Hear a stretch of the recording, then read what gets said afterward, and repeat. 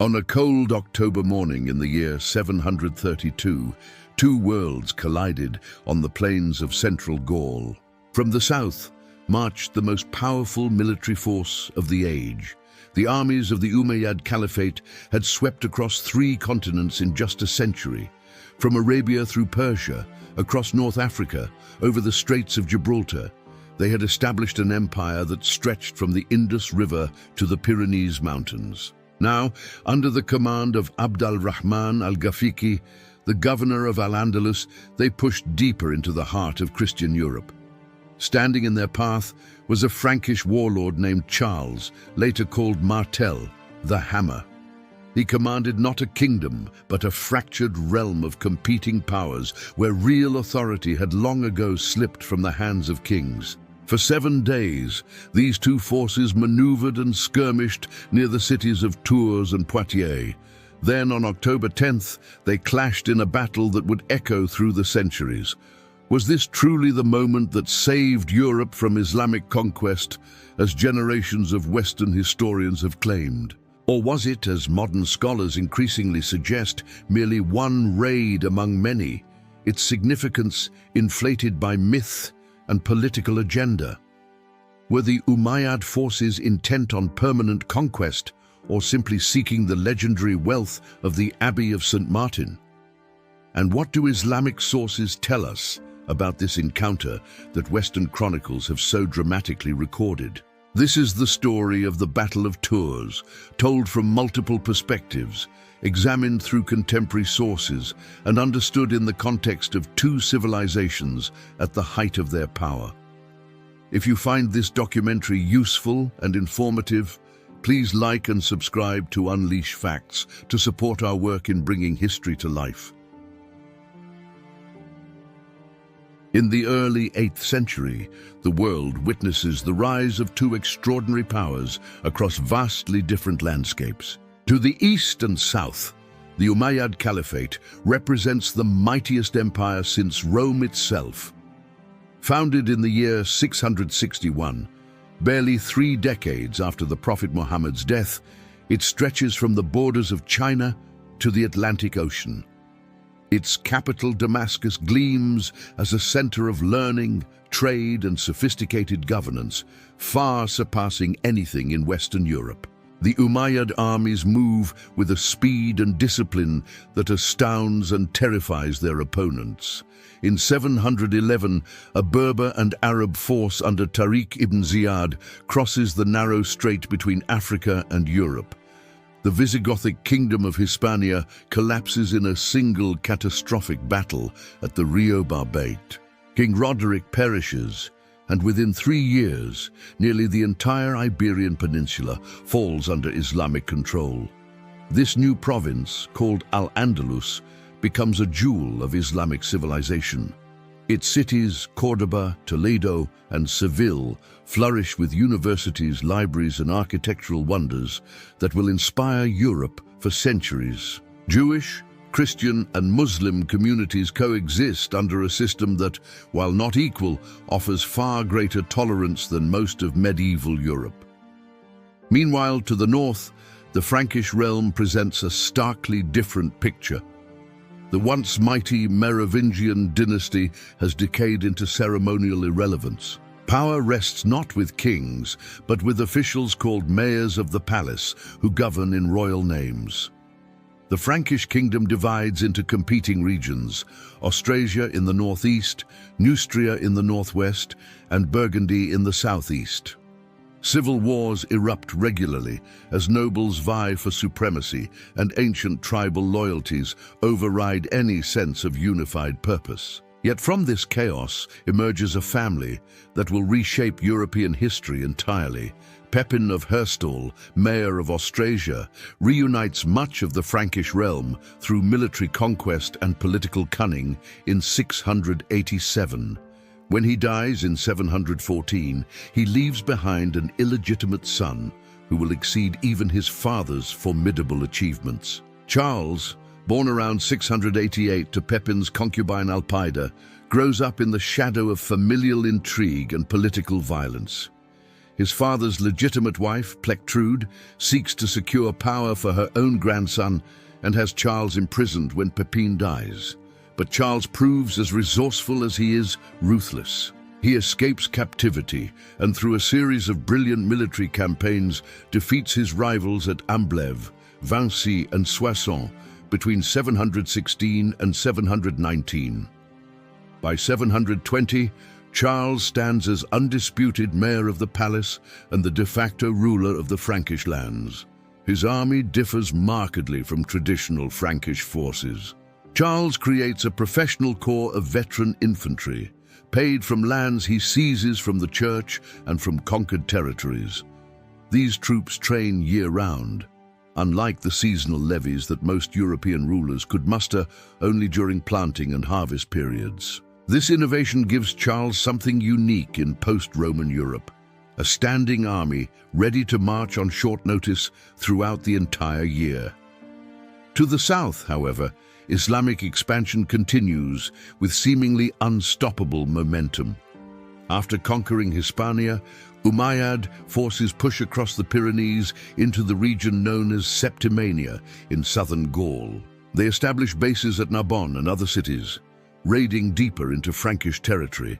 In 721, the Umayyad governor al-Sam ibn Malik besieges Toulouse, the capital of Aquitaine, ruled by Duke Odo. Against expectations, Odo launches a surprise attack and defeats the Muslim army, killing al-Sam himself. This victory at Toulouse temporarily halts Islamic expansion northward and establishes Odo as a formidable military leader. But it also creates the complex political situation that will lead directly to the confrontation at Tours. Odo rules Aquitaine as a virtually independent duke, paying little heed to Frankish overlordship.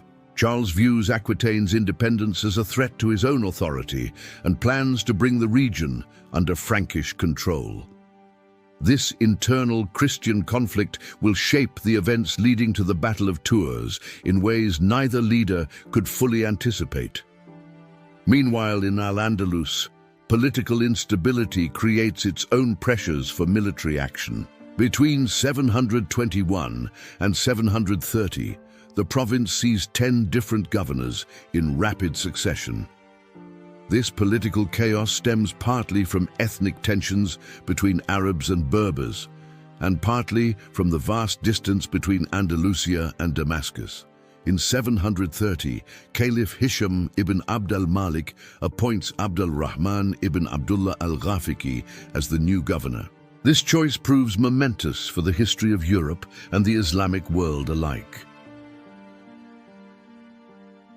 Abd al-Rahman al-Ghafiqi emerges from the Arab Ghafiq tribe of Tihama in the Arabian Peninsula's southwestern region. His family relocates to Ifriqiya, present-day Tunisia, during the Great Arab Expansion across North Africa. There, the young Abd al-Rahman comes to the attention of Musa ibn Nusayr, the legendary conqueror of the Maghreb and Hispania. He serves under Musa and his son Abd al-Aziz, gaining invaluable military experience and administrative expertise. In 721, Abd al-Rahman participates in the ill-fated campaign against Toulouse under Governor al-Samh ibn Malik. The devastating defeat, in which al-Sam perishes, provides Abd al-Rahman with crucial lessons about fighting in unfamiliar terrain against determined opponents. He retreats south with surviving commanders and takes control of the eastern portion of Al-Andalus, demonstrating leadership during the crisis. Over the following years, he watches as successive governors fail to maintain order or effectively govern the fractious province. Arab historian David Levering Lewis later describes Abd al-Rahman as intelligent, eloquent, and an accomplished administrator who stood apart from his predecessors. Unlike other governors who favored their own ethnic or tribal groups, Abd al-Rahman governs with remarkable impartiality and justice. In 730, Caliph Hisham recognizes these qualities and appoints him Governor-General of Al-Andalus with broad authority to restore order. Abd al-Rahman immediately faces a significant challenge that will ultimately lead him toward Gaul and destiny. In 731, Uthman ibn Naisa, the Berber deputy governor of Catalonia near the Pyrenees, rebels against Umayyad authority. Seeking to establish an independent realm, Uthman forms an alliance with Duke Odo of Aquitaine across the mountains. This partnership between a Muslim rebel and a Christian duke represents the complex political realities of the era. Religious identity matters less than political advantage in the calculation of medieval rulers seeking to preserve their power. Abd al-Rahman moves swiftly to crush this threat to Umayyad control and Caliph Hisham's authority. He marches north with his forces and engages Uthman's army in 731. The Berber lord dies in battle, though some sources suggest he takes his own life rather than face capture. With the rebellion crushed, Abd al-Rahman faces a critical decision about how to deal with Odo of Aquitaine.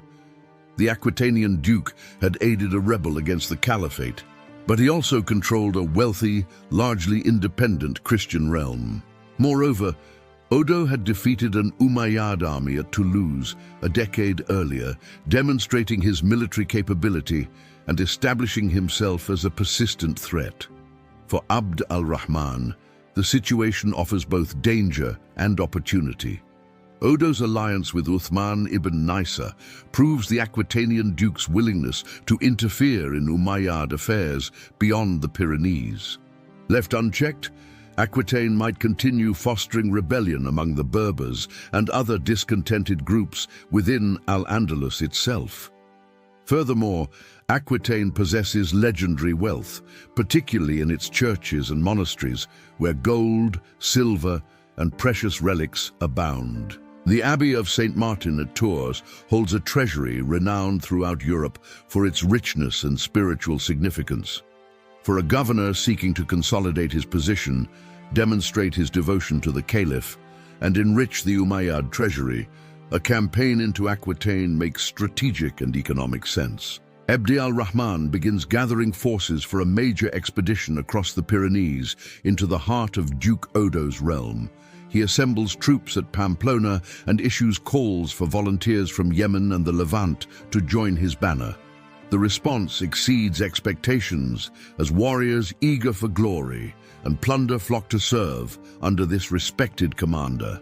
By 732, Abd al-Rahman leads an army consisting primarily of Arab cavalry, though Berber troops also form part of his forces.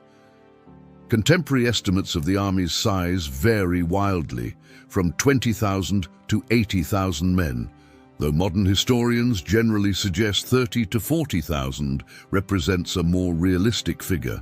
What remains undisputed is that this constitutes a formidable military force, well-trained, well-led, and highly motivated. In the spring of 732, Abd al-Rahman leads his army across the Pyrenees through the Roncevaux Pass. He deliberately avoids the most direct route toward Aquitaine's capital at Toulouse, where Odo had defeated the Umayyads 11 years earlier. Instead, he takes a northwestern path through the western Pyrenees, probably to avoid Muslim garrisons around Narbonne, whose loyalty might prove questionable. The strategy catches Odo completely off guard, as the Umayyad army suddenly appears in Gascony, ravaging the countryside. Arab chronicles describe the advance as a desolating storm that sweeps all before it with unstoppable force. The first major target falls quickly as Abd al-Rahman's forces reach Bordeaux, one of Aquitaine's most important cities. Outside the city walls, Duke Odo hurriedly assembles an army to meet the invaders and protect his realm. The Mozarabic Chronicle of 754, written by a Christian living under Muslim rule in Hispania, records the catastrophic result. Abd al-Rahman's cavalry crushes Odo's forces in a devastating engagement where, according to the chronicle, God only knows the number of those who died or fled. Bordeaux falls to the Umayyad army, which sacks the city thoroughly before continuing its northward advance. A second engagement follows at the Battle of the River Garonne, where Odo attempts to slow the Muslim advance with his remaining forces. Once again, the Western chronicles report that God alone knows the number of the slain, as Abd al-Rahman scatters the Aquitanian army. Odo himself barely escapes with his life, fleeing north with the remnants of his defeated forces in desperate retreat. The crushing victories at Bordeaux and the Garonne River leave Aquitaine virtually defenseless before the advancing Umayyad army. Abd al-Rahman now commands the interior of Gaul, with little organized resistance remaining in his path toward even richer targets. His forces split into multiple raiding parties that fan across the countryside, gathering plunder and spreading terror among the population. Contemporary sources describe the Muslim army moving through all places like a desolating storm, leaving destruction in its wake. Churches and monasteries present particularly attractive targets, housing concentrations of wealth that generations of Christian devotion had accumulated over centuries. The Umayyad forces, operating far from their supply lines in Spain, live off the land as they advance deeper into Gaul.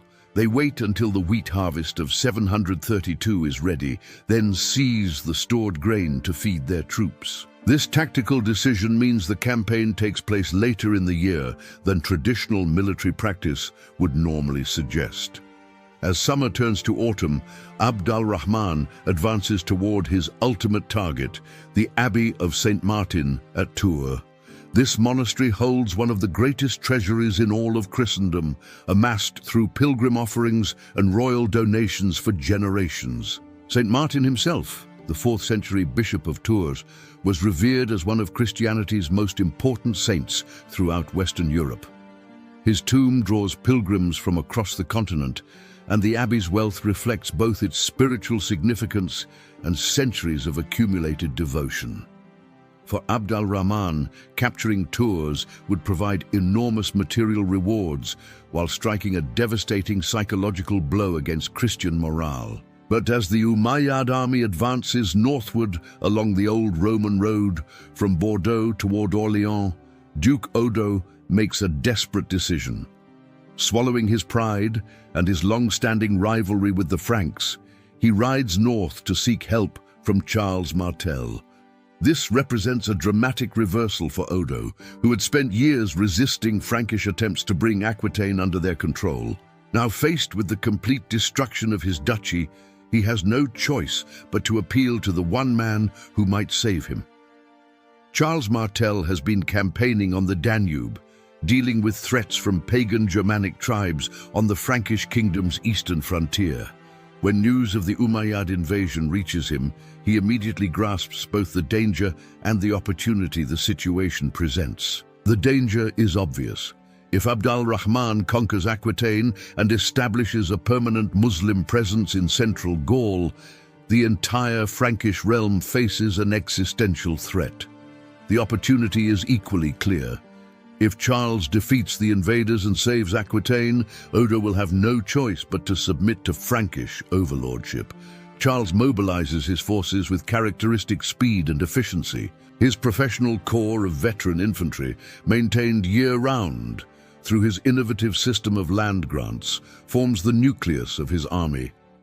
To this corps, he adds levies of militia from throughout the Frankish lands, assembling a force that contemporary sources suggest numbered between 15 and 30,000 men.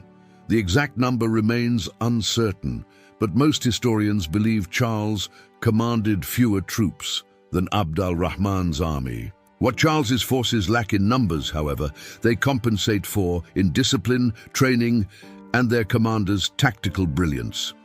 Charles force marches his army south toward Aquitaine, covering ground at a pace that demonstrates his troops' conditioning and professionalism.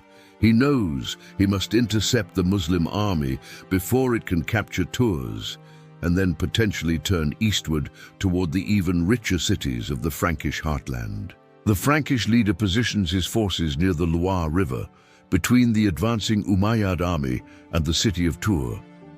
Meanwhile, Abd al-Rahman's forces, laden with plunder from their conquests, continue their northward advance with confidence. They destroy the church of Saint-Hilaire just outside Poitiers, demonstrating their contempt for Christian holy sites and their determination to strike at religious symbols. Contemporary accounts suggest the Umayyad commanders believe they face merely another of the various barbarian tribes that had proven so easy to defeat. They failed to conduct proper reconnaissance to assess the strength and quality of the Frankish forces arraying against them. This proves a catastrophic intelligence failure that will have profound consequences in the coming confrontation. Charles, by contrast, chooses his battlefield with meticulous care. He selects a high, wooded plain that negates the Umayyad cavalry's traditional advantages of speed and maneuverability. The sloping, forested terrain will force Abd al-Rahman's mounted warriors to attack uphill through scattered trees, disrupting their formations and momentum. Charles positions his infantry in a large, densely packed square formation reminiscent of the ancient Greek phalanx. His men trained specifically to maintain this formation against cavalry charges, standing shoulder to shoulder with shields locked and spears projecting forward. This tactical innovation represents a departure from traditional Frankish warfare, which had relied more on individual combat between warriors than disciplined formations. Charles also benefits from his decision to avoid the old Roman roads in his approach, moving his army through the mountains and forests to escape detection. The Umayyad forces learn of the Frankish army's presence only when Charles positions his troops on the high ground, blocking their path. For Abd al-Rahman, this comes as an unwelcome surprise that disrupts his campaign's momentum and forces him to confront an enemy sooner than anticipated. The two armies now face each other across the autumn fields of central Gaul. For 7 days, they maneuver and skirmish, probing each other's strength and searching for tactical advantages.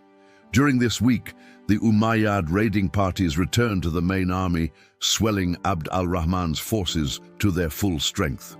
Charles also receives some reinforcements during this period, though most sources suggest he remains significantly outnumbered. The weather grows colder as October advances, and both commanders know a decisive engagement cannot be delayed much longer. Abd al-Rahman must win victory soon or face the prospect of campaigning through winter far from his bases in Spain. Charles, holding the defensive position, can afford to wait, but he also knows that a prolonged standoff favors the eventual arrival of additional Muslim reinforcements from Al-Andalus. On the 7th day of maneuvering, October 10th, in the year 732, the decisive moment finally arrives.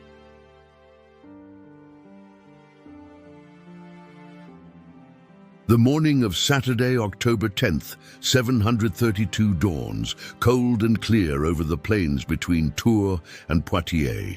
Two of the age's greatest armies stand arrayed for battle, their commanders knowing this day will determine far more than tactical victory.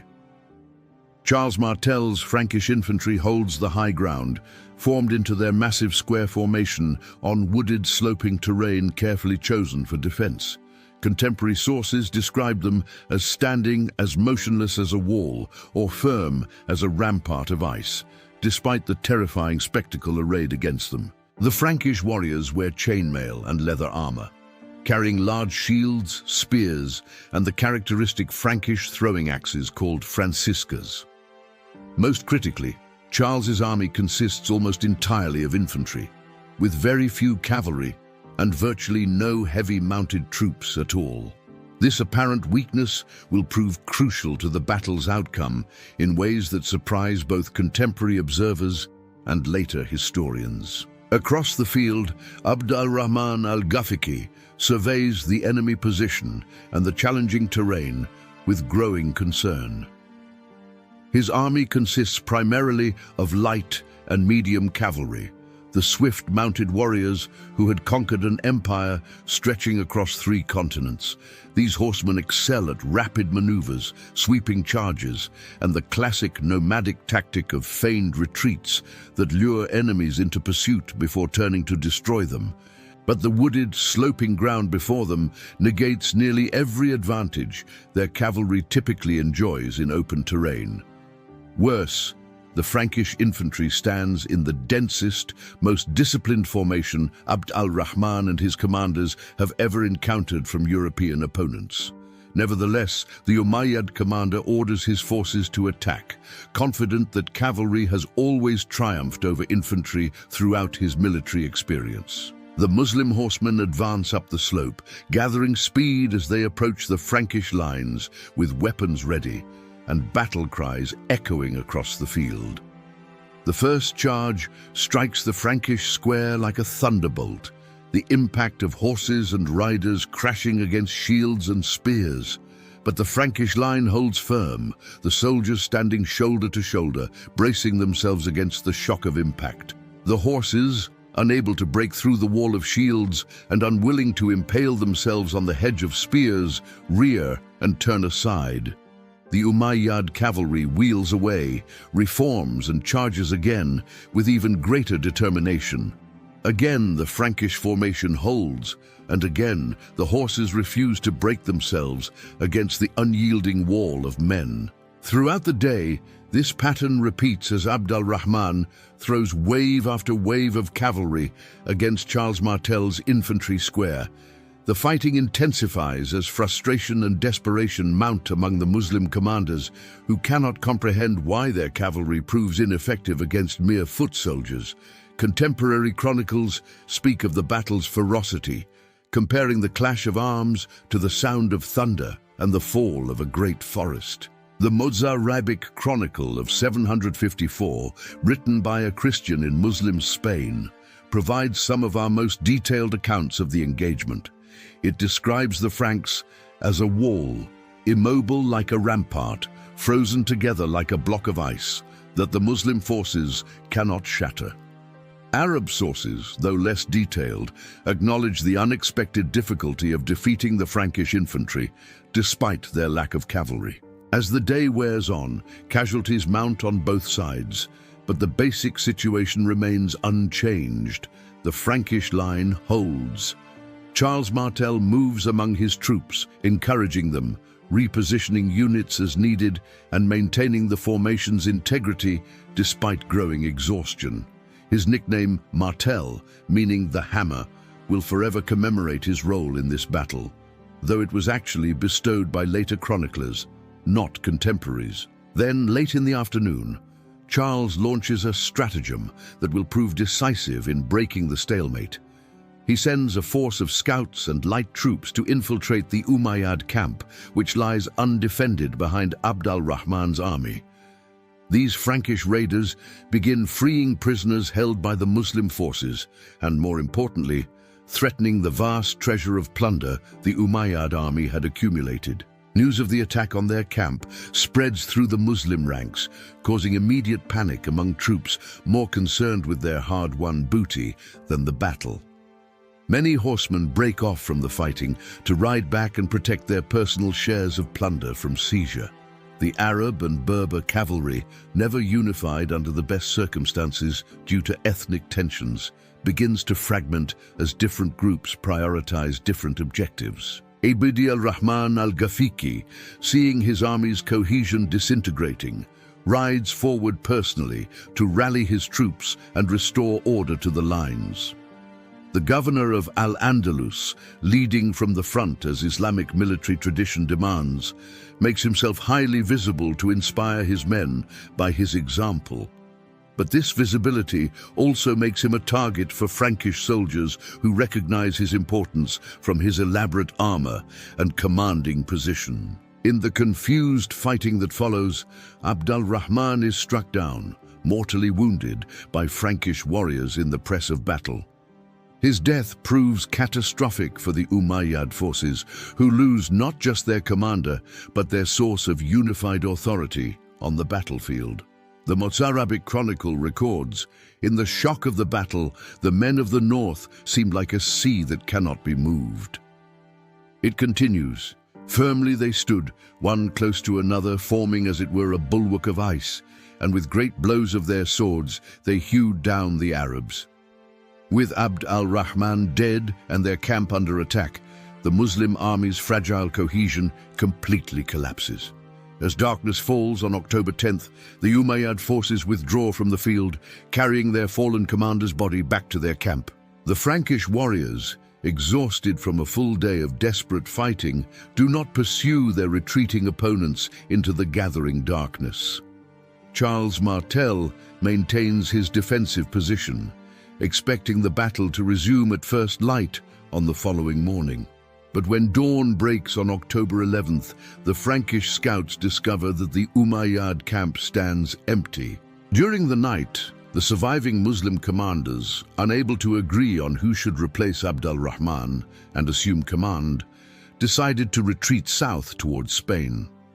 They abandon much of their plunder, taking only what they can carry in their hasty withdrawal toward the Pyrenees. Charles initially suspects a ruse, perhaps a feigned retreat designed to lure his infantry into pursuit, where cavalry could destroy them on open ground. He waits throughout the day, keeping his forces in defensive formation, refusing to break discipline despite the apparent Muslim withdrawal. Only when scouts confirm the complete departure of the Umayyad army does Charles finally declare victory and stand down his troops. The battle is over, but its consequences have only begun to unfold. The field between Tours and Poitiers lies silent on the morning of October 11th, strewn with the dead of both armies. Contemporary sources provide wildly varying casualty figures, making it impossible to determine exact losses with any confidence. The Mozarabic Chronicle of 754 claims 375,000 Muslims died, an obviously impossible exaggeration. More realistic modern estimates suggest the Umayyad forces suffered losses of perhaps 5,000 to 10,000 men, including their commander. Frankish casualties probably numbered in the low thousands, significantly fewer than their opponents, but still substantial for Charles Martel's relatively small army. What cannot be disputed is that Abd al-Rahman al-Ghafiqi, the governor of Al-Andalus and one of Islam's most capable military leaders, lies dead. His body, according to Islamic sources, is recovered by surviving commanders and buried somewhere along the retreat route back to Spain. The exact location of his grave remains unknown to this day, lost to history like so many details of this battle. For the Umayyad Caliphate and the Muslim world, Abd al-Rahman's death represents a catastrophic loss of leadership at a critical moment. Arab chronicles, including the comprehensive history compiled by Don José Antonio Conde from original Arabic sources, record the defeat with unusual detail and solemnity. One contemporary Arab account, translated into Spanish, states, "This deadly defeat of the Muslims and the loss of the great leader and good cavalier Abd-ar-Rahman took place in the 115th year of the Islamic calendar." The importance Muslims placed on this defeat is evident in how frequently later Arab historians reference it as a turning point. For 7 centuries after Tours, Arabic sources consistently describe Abd al-Rahman's death and defeat as a disaster of major proportions for Islamic expansion in Europe. They praise Abd al-Rahman himself as the finest governor Al-Andalus ever possessed, a man of rare justice, eloquence, and administrative skill. The Arab historians note particularly that he refused to favor Arab over Berber or one tribe over another, governing with an impartiality unusual for the era. His death's immediate impact becomes clear when the surviving commanders prove unable to agree on who should assume leadership and continue the campaign. Without Abd al-Rahman's authority, derived directly from Caliph Hisham ibn Abd al-Malik through his official appointment, no other commander commands sufficient respect to unite the army. Ethnic tensions between Arabs and Berbers, temporarily suppressed under Abd al-Rahman's fair governance, resurface immediately after his death. Disputes over the distribution of plunder, decisions about continuing the campaign, and questions of overall strategy fragment the surviving leadership completely. The chroniclers record that the commanders cannot even agree on a single leader to guide them back into battle the following morning. Faced with this crisis of command and the prospect of fighting Charles Martel's unbroken army again, the Muslim forces choose retreat over continued combat. They withdraw south through Aquitaine, harassed by Frankish and Aquitanian forces who now pursue their retreat rather than defending against their advance. Charles Martel does not immediately pursue in force, perhaps fearing ambush, or perhaps content with having driven the invaders from his territory. Duke Odo, meanwhile, begins the difficult task of reassembling his shattered duchy and assessing the damage the campaign has inflicted on Aquitaine. Bordeaux and many other cities lie in ruins, their populations decimated, their wealth plundered, their churches and monasteries destroyed or badly damaged. The human cost of the Umayyad raid extends far beyond the battlefield casualties, affecting tens of thousands of civilians across southern Gaul. Yet despite this devastation, Charles emerges from the confrontation with his power and prestige immeasurably enhanced among the Franks. He has defeated the greatest military power in the Mediterranean world, something no European leader has accomplished since the Islamic expansion began a century earlier. The victory at Tours transforms Charles from merely another Frankish warlord into the de facto protector of all Christendom against the Muslim threat. His authority now extends unquestionably over Aquitaine, as Odo has no choice but to accept Frankish overlordship in exchange for protection against future raids. The battle also demonstrates the effectiveness of Charles's military innovations, particularly his professional standing army and disciplined infantry tactics. The Frankish square formation, so effective against cavalry charges, will influence European military thinking for generations to come. Charles's ability to maintain his forces year-round, rather than relying solely on seasonal levies, proves decisive in allowing him to respond quickly to the invasion. News of the victory spreads rapidly throughout Christian Europe, carried by messengers, merchants, and pilgrims across the continent. The successful defense of Tours and the death of Abd al-Rahman electrify Christian communities who had watched the seemingly unstoppable Islamic conquests with growing dread. Pope Gregory III in Rome receives the news with relief and thanksgiving, recognizing that Charles Martel has preserved Christian civilization in Western Europe. The papacy will remember this service when Charles's son, Pepin, seeks papal approval to claim the Frankish crown 2 decades later. But while Christians celebrate, the Umayyad Caliphate does not abandon its ambitions in Gaul immediately after the defeat at Tours. Muslim forces remain entrenched at Narbonne and other strongholds in Septimania, continuing to raid northward in subsequent years.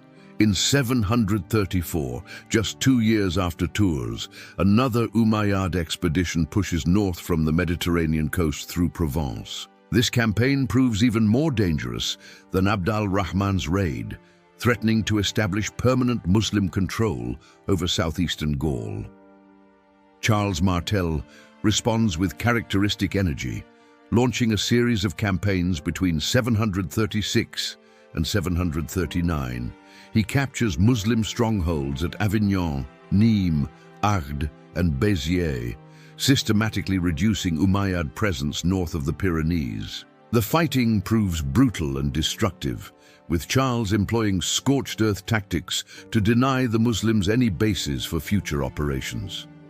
He even appeals to Liutprand, king of the Lombards in Italy, for assistance against a particularly dangerous Muslim expedition in 739. This request demonstrates that Charles recognizes the continuing threat despite his victory at Tours 3 years earlier. Only through sustained military pressure over nearly a decade does Charles finally drive most Muslim forces back across the Pyrenees. The city of Narbonne, the last major Umayyad stronghold in Gaul, does not fall to Frankish forces until 759, 17 years after Charles's death.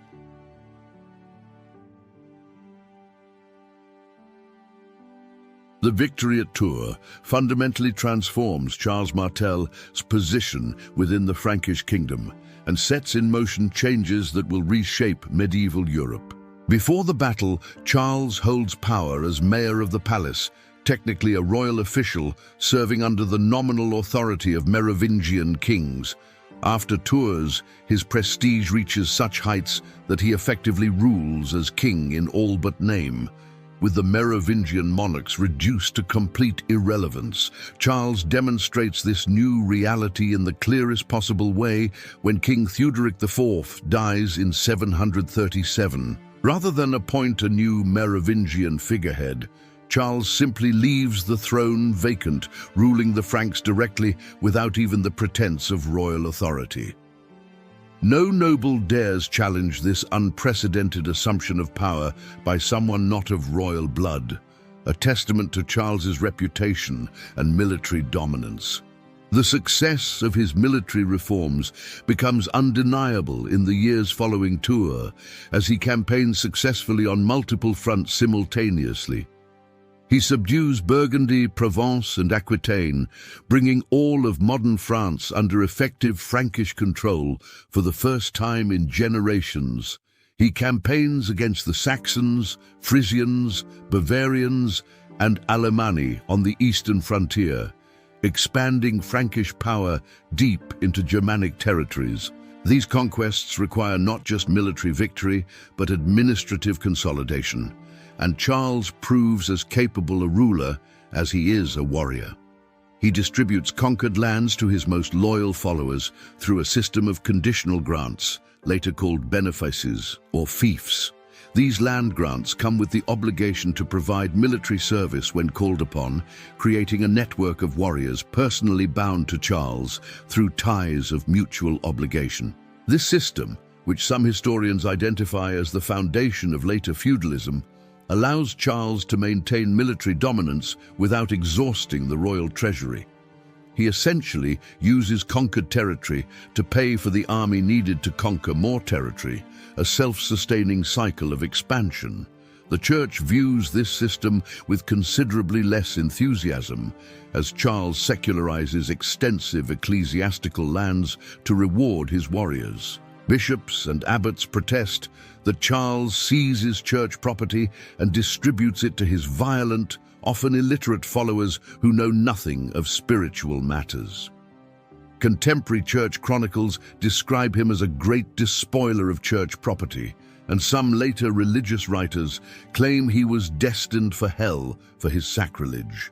Yet these same church sources acknowledge that Charles supports Christian missionaries, particularly the work of St. Boniface among the pagan Germanic tribes. The relationship between Charles and the Church thus remains complex and contradictory, characterized by both cooperation and conflict.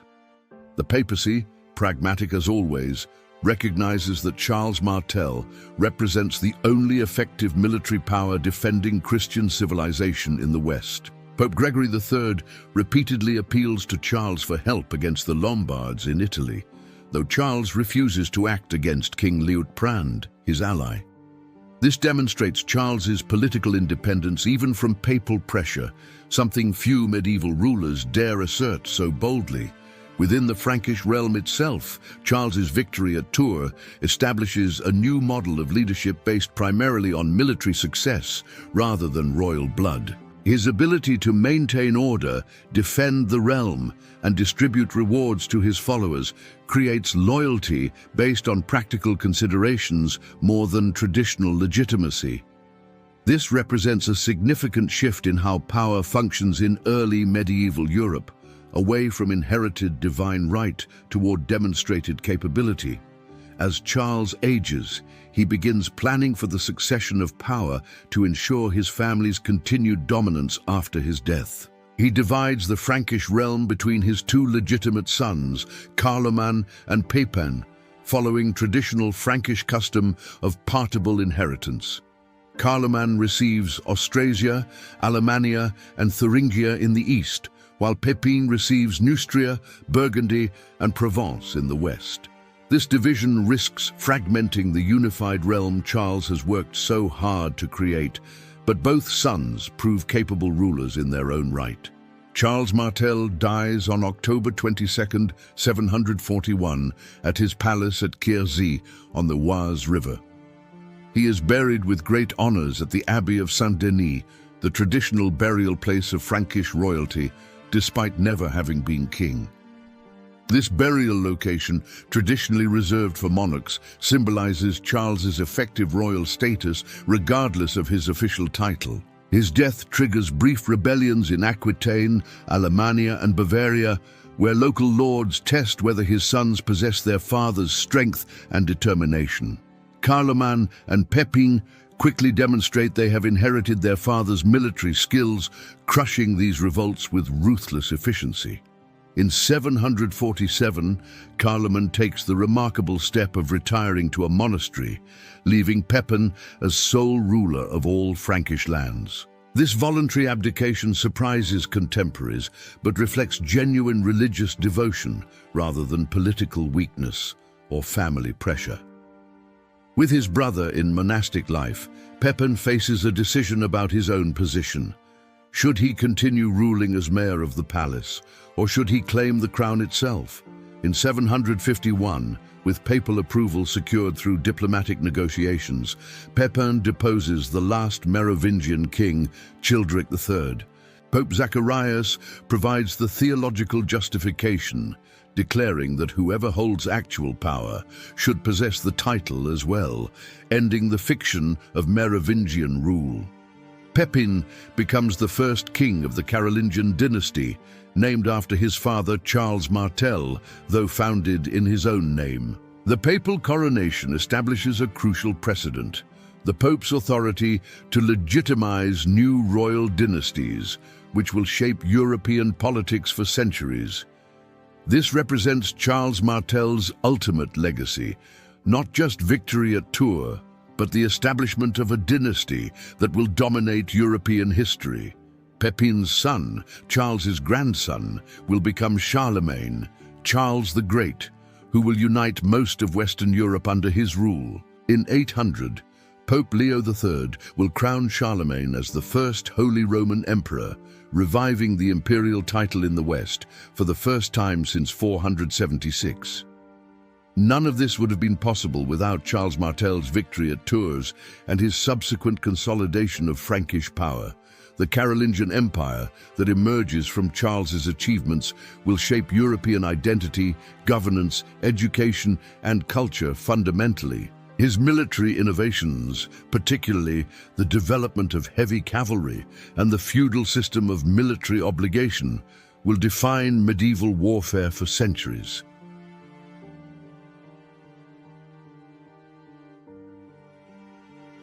To understand the Battle of Tours' true significance, we must examine how the Islamic world interpreted this encounter and its aftermath. Arab chronicles provide a strikingly different perspective from the triumphalist Western accounts that dominate later historical narratives.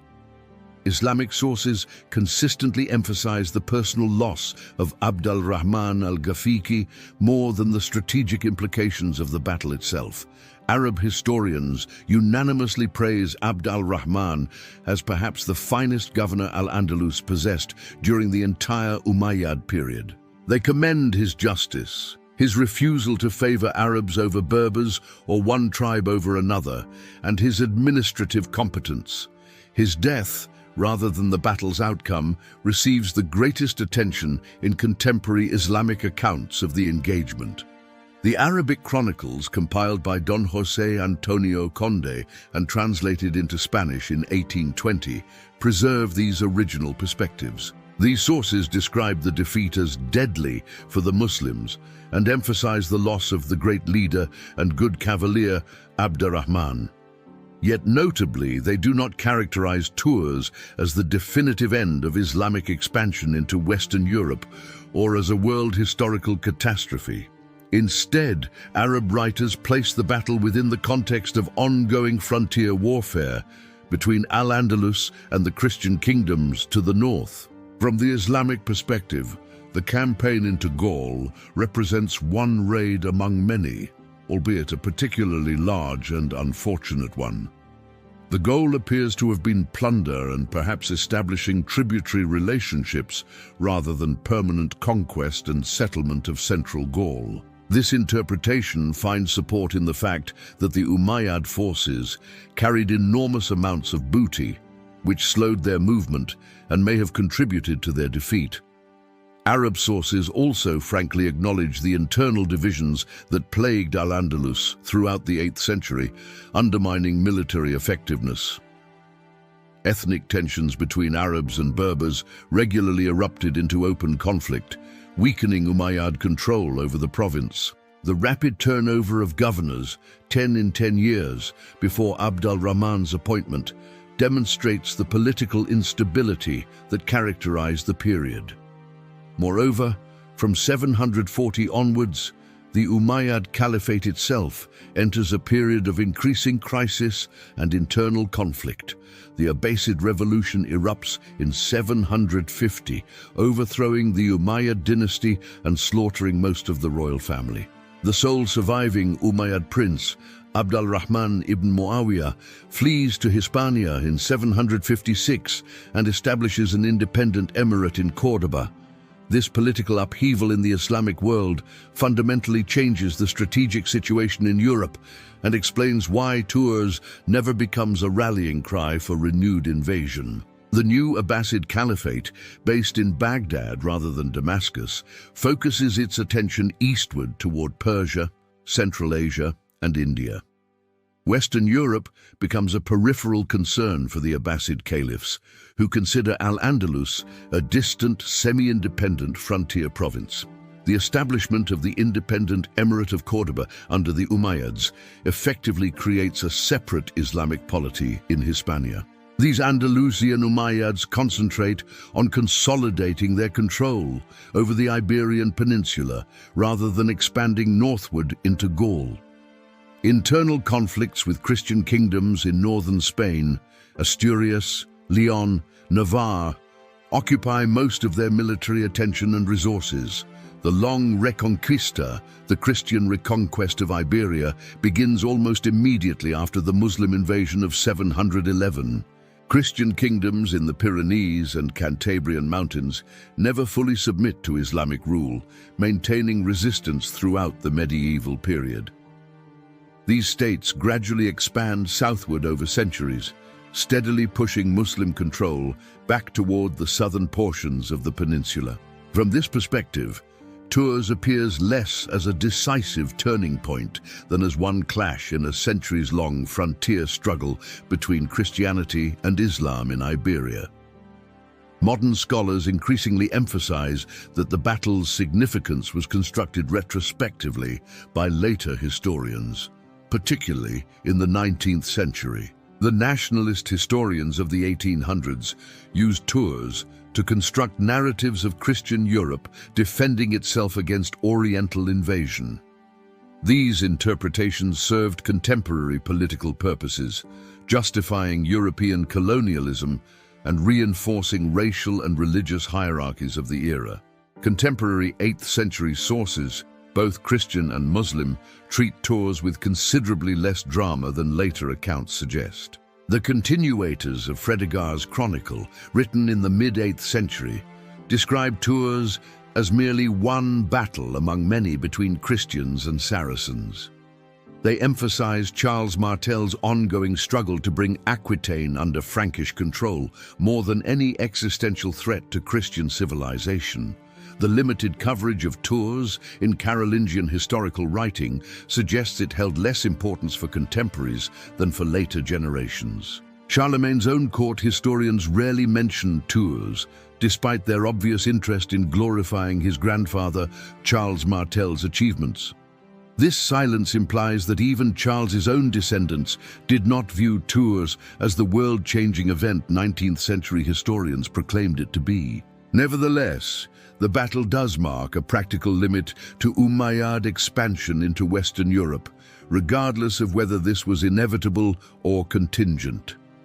After Tours and Charles Martel's subsequent campaigns, no major Islamic army penetrates as far into Western Europe until the Ottoman Turkish expansion centuries later, Muslim control contracts gradually in southern Gaul, with Narbonne finally falling to Frankish forces in 759. The frontier stabilizes along the Pyrenees, with Christian kingdoms gradually pushing southward into Iberia over the following centuries. Islamic civilization in Al-Andalus flourishes internally, creating one of medieval Europe's most sophisticated and tolerant societies. The Caliphate of Córdoba, established in 929, presides over a golden age of Islamic culture, science, and philosophy. Scholars preserve and translate Greek, Persian, and Indian texts that might otherwise have been lost, transmitting this knowledge to later Christian Europe. The universities of Córdoba, Toledo, and Seville become centers of learning that attract students from across the Mediterranean world. Yet this cultural achievement develops within Iberia rather than expanding further into Western Europe, as might have occurred without the defeat at Tours. Whether this represents a triumph for Christian civilization or a tragedy for human knowledge depends entirely on one's perspective and values. The Battle of Tours has generated more historical controversy and competing interpretations than almost any other medieval encounter. For over 12 centuries, scholars have debated its significance, its details, and its place in the larger narrative of European history. These debates reveal as much about the periods in which historians write as about the 8th century battle itself. The earliest sustained interpretation of Tours as a world historical event emerges in the 18th century with Edward Gibbon's monumental work. In his Decline and Fall of the Roman Empire, published in 1776, Gibbon dramatically asserts Tours' crucial importance. He claims that without Charles Martel's victory, the Arabian fleet might have sailed without a naval combat into the mouth of the Thames. Gibbon continues, perhaps the interpretation of the Quran would now be taught in the schools of Oxford, and her pulpits might demonstrate to a circumcised people the sanctity and truth of the revelation of Muhammad. This interpretation, while brilliantly written, rests on several questionable assumptions about Umayyad capabilities, intentions, and European resistance that Gibbon never fully examines. Nevertheless, his authority and eloquence established Tours as one of history's decisive battles in the popular imagination for generations. The 19th century sees an explosion of interest in Tours among nationalist historians across Europe seeking foundational myths for their emerging nation-states. French historians emphasize Charles Martel as a proto-French hero, defending nascent French identity against foreign invasion. German scholars claim him as a Germanic warrior preserving Northern European civilization from Mediterranean corruption. The Battle of Tours becomes a centerpiece in arguments about Christian European identity versus Islamic Oriental otherness. Victorian British historians like John Henry Haran declare Tours one of the decisive battles of the world that determined Christian rule over Europe. American historian William E. Watson writes in 1993 that the subsequent history of the West would have proceeded along vastly different currents had Abd al-Rahman been victorious at Tours-Poitiers in 732. Political scientist Samuel Huntington cites Tours in his controversial Clash of Civilizations thesis as marking Islam's first failed invasion of Europe. Yet beginning in the mid-20th century, professional historians increasingly challenge these grandiose interpretations and reassess Tours' actual significance.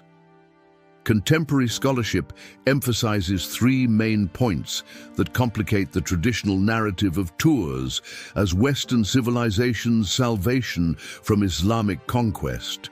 First, the limited contemporary sources provide remarkably little detail about the battle, its location, its participants, or even its exact date. The Mozarabic Chronicle of 754, our most detailed early source, was written 2 decades after the events it describes. Frankish sources like the Continuators of Fredegar offer even less detail and treat Tours as one engagement among many, not a world-changing encounter. No contemporary source suggests that Muslims intended permanent conquest of Francia or that Abd al-Rahman led a civilizational invasion. The evidence more strongly suggests a large-scale raid seeking plunder, particularly from the wealthy Abbey of Saint Martin, rather than territorial conquest. Second, Islamic expansion into Western Europe had already been checked by earlier defeats that receive far less attention in Western histories. The failed sieges of Constantinople in 674 to 678 and again in 717 to 718 proved far more strategically significant. These Byzantine victories preserved the Eastern Roman Empire, preventing Islam from conquering southeastern Europe and potentially advancing through the Balkans. The Battle of Toulouse in 721, where Duke Odo defeated Al-Sam ibn Malik's army, temporarily halted Umayyad expansion 11 years before Tours. From this perspective, Tours represents merely the final check on Islamic raiding rather than a sudden reversal of unstoppable conquest. Third, Muslim raids into Frankish territory continued for decades after Tours, suggesting it did not definitively end the threat as traditional accounts claim. Umayyad forces maintained their stronghold at Narbonne until 759, launching raids throughout the period. Major expeditions in 734 and 739 required Charles Martel to campaign repeatedly to contain Muslim expansion. Only through sustained military effort over many years, not a single decisive victory, did Charles finally drive Islamic forces back across the Pyrenees. Modern historians like Alessandro Barbero argue that historians tend to play down the significance of the Battle of Poitiers, pointing out how little attention contemporaries paid to it. James Palmer's research demonstrates how 19th-century historians amplified Tours' importance to serve nationalist and religious agendas of their own era. His 2019 study, The Making of a World Historical Moment, examines how Tours became legendary through later historiographic construction rather than contemporary recognition. Some scholars go further, suggesting that Islamic victory at Tours might not have produced the catastrophic consequences Western tradition assumes. They note that Islamic Spain under the Umayyads and later Caliphate of Cordoba developed a relatively tolerant, culturally sophisticated civilization. Jewish communities flourished in Al-Andalus, often preferring Muslim rule to Christian governance elsewhere in Europe, where persecution was more common. The preservation and translation of classical Greek and Roman texts by Islamic scholars preserved knowledge that Christian Europe had largely forgotten. When this knowledge returned to Western Europe through Spanish translation centers in the 12th century, it sparked the renaissance of European learning.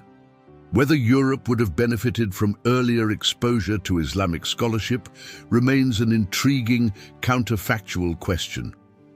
However, other historians caution against minimizing Tours' importance too drastically in reaction to 19th-century exaggeration.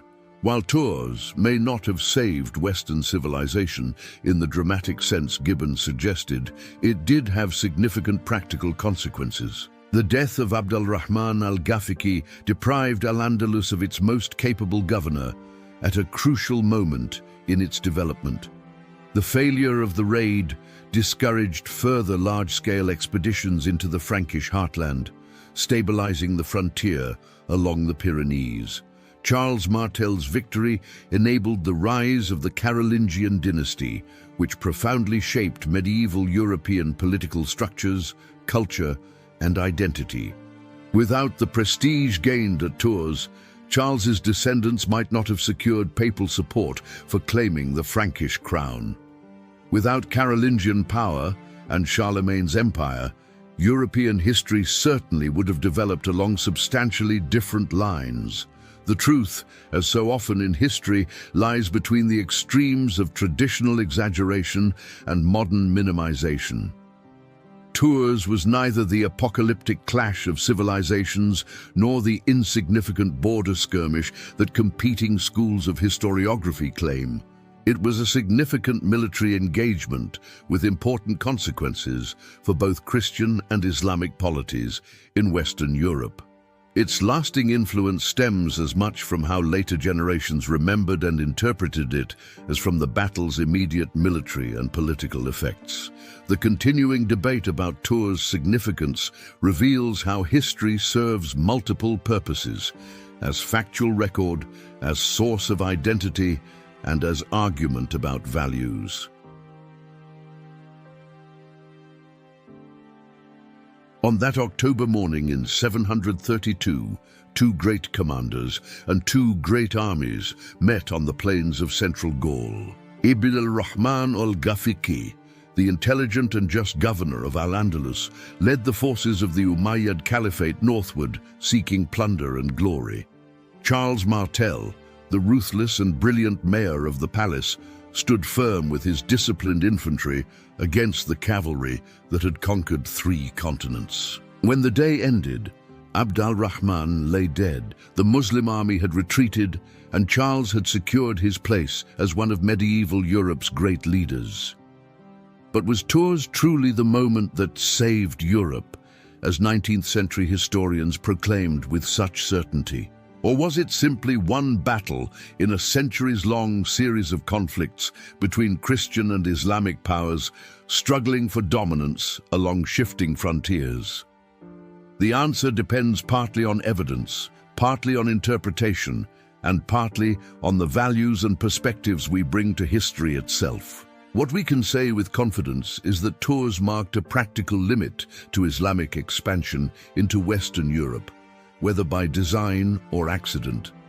It enabled the rise of the Carolingian dynasty that would shape medieval European culture, governance, education, and identity.